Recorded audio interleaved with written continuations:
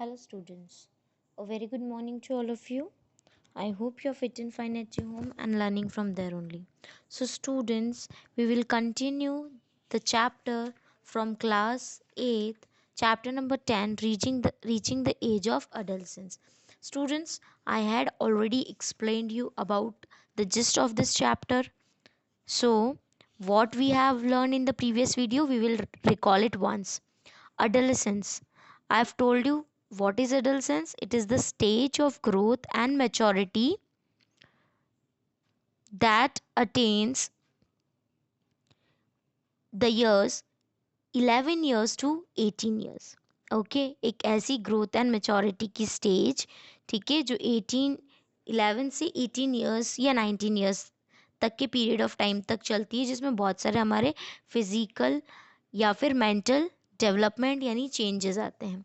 So students, today we are going to continue about secondary sexual characters. So students, we have learned in the previous chapter that testes and ovaries are the primary sex organs that helps to distinguish male and female. ठीक है, जो testes and ovaries होते हैं ये primary sex organ होते हैं जो किसी भी पर्सन को डिफरेंस करते हैं कि whether the person is male और female. So there are two types of sexual characters in human beings: primary sexual characters and secondary sexual characters. So the sexual characters that are present since birth are called primary sexual characters. ऐसे characters जो हमें birth से हमारे पास होते हैं वो primary sexual characters होते हैं. The primary sexual characters are involved in reproduction. The sexual characters that are controlled by hormones and distinguish between sexually mature males and females but are not involved in reproduction are called secondary sexual characters. ऐसे sexual characters जो जिनको कौन control करता है, hormones control करते हैं, and जो distinguished होते हैं, मेल्स में अलग होते हैं एंड फीमेल्स में अलग होते हैं. बट ये सेक्सुअल कैरेक्टर्स जो रिप्रोडक्शन में इन्वॉल्व नहीं होते उनको हम बोलते हैं secondary sexual characters. So the main secondary sexual characters in human beings are given in males and females. अगर हम मेल्स की बात करते हैं तो hair grows under arm pits. ठीक है, अंडर आर्म्स में हेयर्स होते हैं और प्यूबिक रीजन में भी हेयर्स होते हैं जिनको हम जेनाइटल एरियाज बोलते हैं between the thighs. Hair also grow on other part of the body like chest and face. अगर हम मेल्स की बात करते हैं तो मेल्स के जो other parts of the body होते हैं जैसे चेस्ट होता है, फेस होता है, वहाँ पर भी हेयर ग्रोज होते हैं, जैसे मुस्टैच हुआ, बियर्ड हुई. Now third thing, the body becomes more muscular. जो मेल्स होते हैं उनकी बॉडी मस्क्यूलर हो जाती है due to the development of muscles. Fourth thing, I have already told you that voice becomes deepens. Voice deepen क्यों हो जाती है? क्योंकि जो वोकल कॉर्ड होता है, वॉइस एडम्स एप्पल होता है, वो ग्रो करता है. Fifth thing is chest and shoulders become broaden. Chest और शोल्डर्स जो होते हैं वो ब्रॉड हो जाते हैं. Next is increase in stature. Adult males are taller than adult females. Usually हम देखते हैं जो अडल्ट मेल्स होते हैं वो फीमेल से हाइट में बड़े होते हैं. Then heavier skull and bone structure. Males का जो बोन स्ट्रक्चर होता है और स्कल का जो स्ट्रक्चर होता है वो ज़्यादा हैवी होता है. Last is the testes start producing sperms. Testes जो होती हैं वो स्पर्म्स प्रोड्यूस करना स्टार्ट कर देती है. All this changes in adolescent boys are brought by the secretion of male sex hormones that is testosterone. ठीक है, ये सब इतने सारे चेंजेस मेल्स में क्यों आते हैं? क्योंकि उनकी बॉडी में एक हार्मोन सिक्रीट हो रहा होता है जिसको हम बोलते हैं टेस्टोस्टेरोन. अगर हम फीमेल्स यानी गर्ल्स की बात करते हैं तो इन गर्ल्स यानी in females also hair grows under pits और under arms and in pubic region. Pubic region में और अंडर पिट्स रीजन में हेयर ग्रो होते हैं. Second, ovaries start to release egg. Ovaries जो होती हैं वो एग रिलीज करती हैं यानी ओवा रिलीज करती हैं. थर्ड थिंग, मेंस्ट्रुअल साइकिल और मंथली पीरियड स्टार्ट होते हैं. Fourth, development of breast. Breast का डेवलपमेंट होता है. Hips broaden and becomes more curved and prominent. जो हिप्स होते हैं वो ब्रॉड होते हैं और ज़्यादा कर्व और प्रोमिनेंट ग्रो होते हैं. Then the high pitched voice develops, उनकी जो हाई पिच वॉइस है वो डेवलप होती है। सेकेंड थिंग इज दैट जो सेकेंडरी सेक्सुअल कैरेक्टर्स होते हैं गर्ल्स में यानी फीमेल्स में, वो किसकी वजह से होते हैं? फीमेल सेक्स हार्मोन की वजह से होते हैं, जिसको हम बोलते हैं एस्ट्रोजन एंड प्रोजेस्टेरॉन, जो कौन सिक्रीट करता है? Ovary. Next thing is hormones. The physical and mental, intellectual and emotional changes, जो भी हमारी बॉडी में फिजिकल, मेंटल, इंटेलेक्चुअल या इमोशनल चेंजेस आते हैं अडल्ट के टाइम पर, वो कौन कंट्रोल करता है? हॉर्मोन्स कंट्रोल करते हैं। और हॉर्मोन्स हैं क्या? Hormones are chemical substance that coordinate the activities of organism and their growth.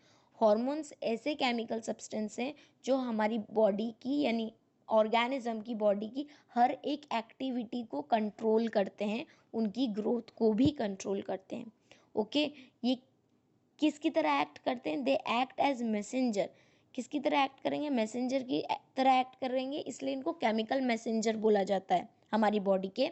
Hormones कौन सिक्रीट करता है? हॉर्मोन्स हमारी बॉडी में सिक्रीट होते हैं एंडोक्राइन ग्लैंड से। ठीक है, there are many endocrine glands in the body.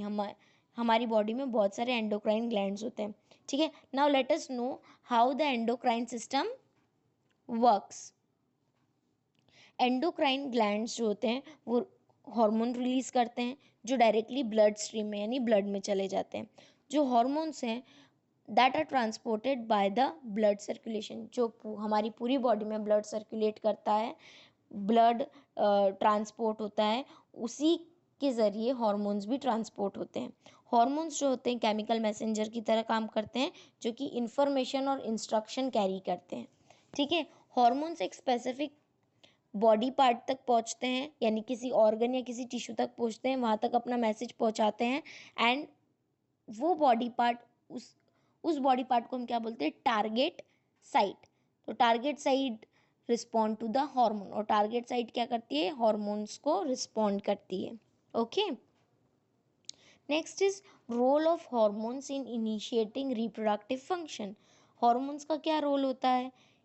ठीक, in reproductive function, the hormones play an important role in initiating the reproductive function of adolescents।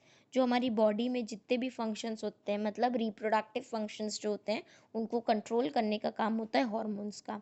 अगर हम दूसरे वर्ड्स में कहें तो प्यूबर्टी जब स्टार्ट होती है तो प्यूबर्टी को कंट्रोल कौन करता है? हॉर्मोन्स। टेस्टिस जो होते हैं वो प्रोड्यूस करते हैं मेल सेक्स हार्मोन मतलब टेस्टोस्टेरॉन, और ओवरीज प्रोड्यूस करती है फीमेल सेक्स हार्मोन जिसको हम बोलते हैं प्रोजेस्टेरॉन एंड एस्ट्रोजन। तो this sex hormones are under the control of hormones. ये जो सेक्स हार्मोन्स होते हैं ये किसके कंट्रोल में होते हैं? ये होते हैं हार्मोन्स के कंट्रोल में, जो कि कौन सिक्रीट करता है? पिट्यूटरी ग्लैंड सिक्रीट करता है। तो the pituitary gland secretes many hormones, बहुत सारे दूसरे हार्मोन्स भी सिक्रीट करता है पिट्यूटरी ग्लैंड, जैसे कि ल्यूटिनाइजिंग हार्मोन जिसको हम एलएच बोलते हैं। एलएच का मेन फंक्शन क्या है? एलएच क्या करेगा? The LH stimulates testis and ovaries to release testosterone in males and oestrogen in females. सबसे पहले ये जो आपका ल्यूटिनाइजिंग हार्मोन है ये स्टिमुलेट करता है किसको?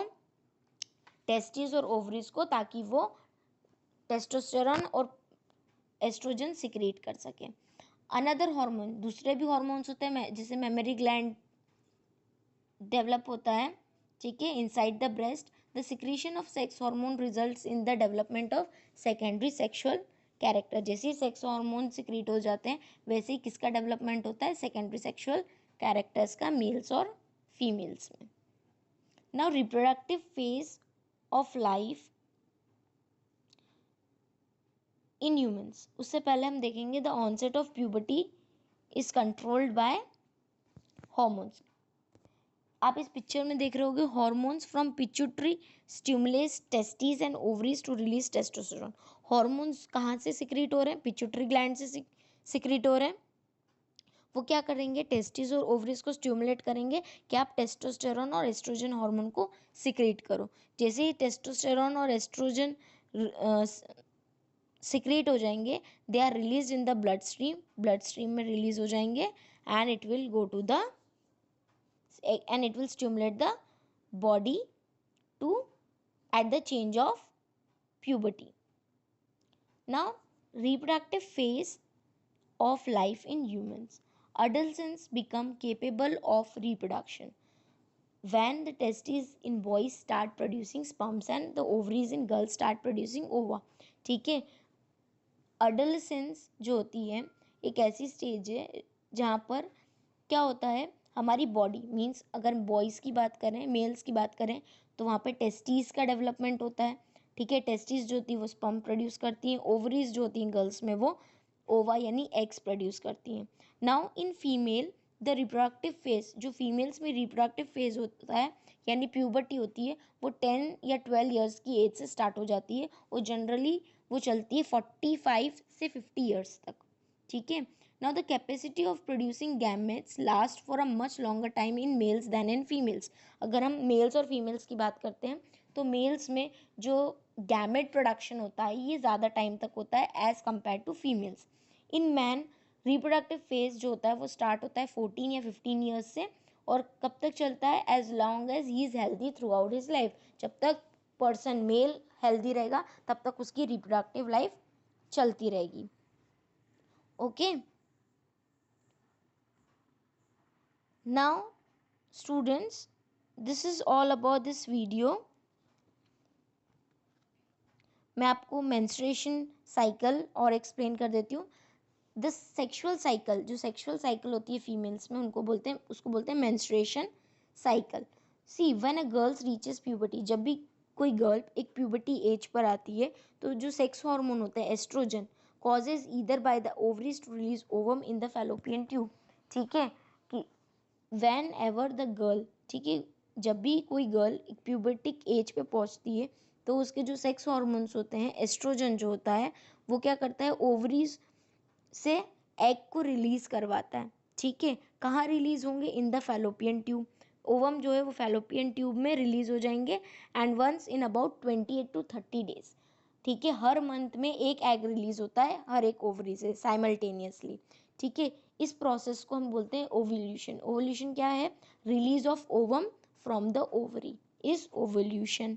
ठीक है, अब इस पीरियड में क्या होगा, जो इनर लाइनिंग होती है यूटेरस की वो थिक हो जाती है, स्पॉन्जी हो जाती है। ठीक है, बहुत सारी ब्लड वेसल से फिल्ड होती है और अपने आप को प्रिपेयर करती है ताकि वो एग को रिसीव कर सके।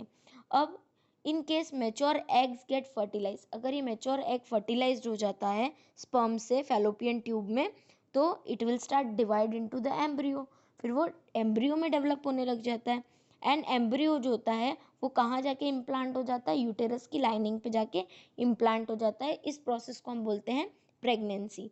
नाउ अगर if the ovum does not get fertilize, अगर एग जो होता है वो फर्टिलाइज नहीं होता है, मतलब अगर स्पर्म वहाँ पर स्पर्म का की प्रेजेंस नहीं, अवेलेबिलिटी नहीं है और वो फर्टिलाइज नहीं हो पाया है, तो क्या होता है, then the fellow uterus lining become thick and soft and is no longer needed. ठीक है, जो सॉफ्ट लाइनिंग होती है यूटेरस की वो और ज़्यादा टाइम तक नीडेड नहीं होती है तो वो ब्रेक हो जाती है।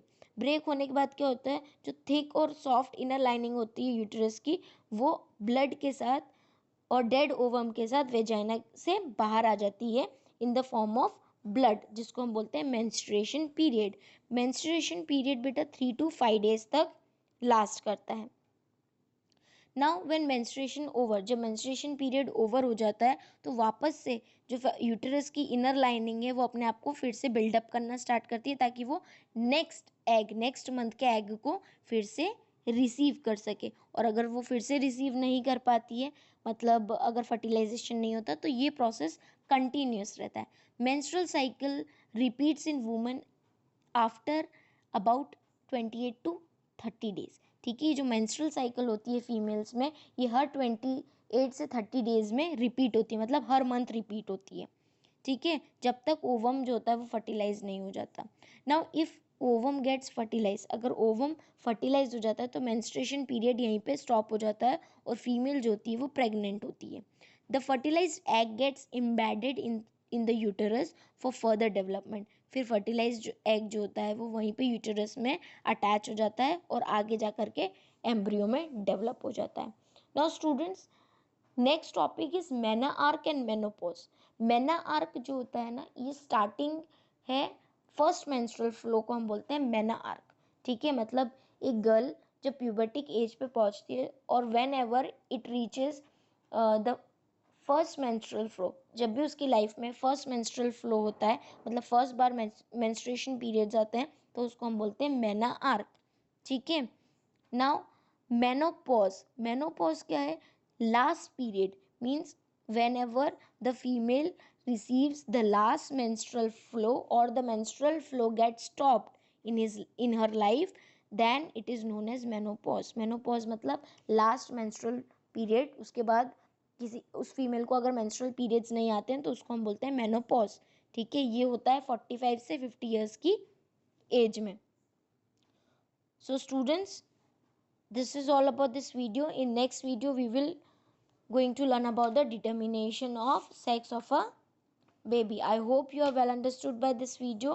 If any doubt is there, you can write in the comment section, and keep learning and keep watching the video. Thank you so much.